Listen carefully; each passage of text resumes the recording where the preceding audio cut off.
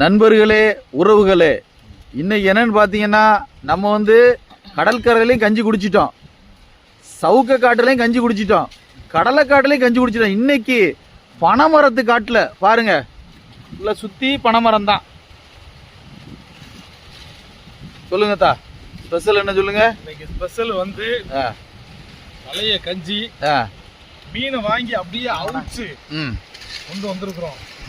மீன் அப்படியே அவிச்சாச்சு. ஆமா, கஞ்சி சூப்பரா இருக்குது. பழைய கஞ்சி, மீன் அவியல் இன்னைக்கு.